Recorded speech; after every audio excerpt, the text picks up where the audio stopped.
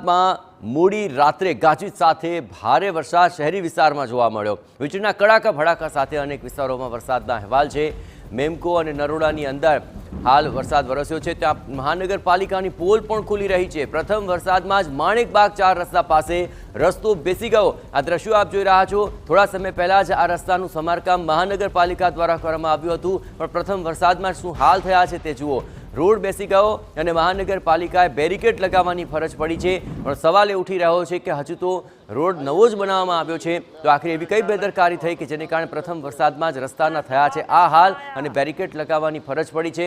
મતલબ કે રસ્તો બનાવવા વખતે જે તમામ ધારાધોરણોનું ધ્યાન રાખવું જોઈતું હતું તે નથી રાખવામાં આવ્યું અને તેનો આ સીધો નજારો આપણી સમક્ષ કે રસ્તો બેસી ગયો પ્રથમ વરસાદમાં જ।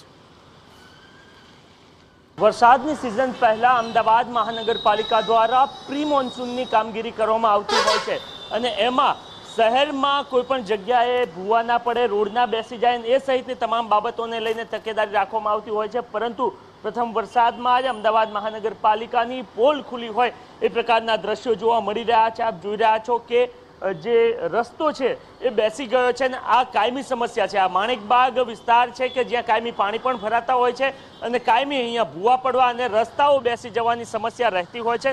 ફરી એકવાર જ્યારે પ્રથમ વરસાદ અમદાવાદ શહેરમાં વરસ્યો છે અને એ પ્રથમ વરસાદ સાથે જ એ પોલ ખુલ્લીને અમદાવાદ મહાનગરપાલિકાની સામે આવી છે અને પ્રથમ વરસાદમાં જ આ રસ્તો બેસી ગયો છે। મહત્વનું છે કે આ વખતે મહાનગરપાલિકાએ તકેદારીના ભાગરૂપે જે જગ્યાએ ખોદકામ કર્યું હોય એ તમામ જગ્યાઓ પર પાણી છાંટીને અથવા તો રેતી સાથે પુરાણનું પણ કામ કર્યું હતું અને આમ છતાં પણ આ પ્રકારની ઘટનાઓ સામે આવી રહી છે। ત્યારે દર વખતની જેમ આ વર્ષે પણ મહાનગરપાલિકાના એક્શન પ્લાન સામે પ્રશ્નો ઊભા થતા જોવા મળી રહ્યા છે। કેમેરામેન અરવિંદ સોલંકી સાથે નરેન્દ્ર રાઠોડ, TV9 અમદાવાદ।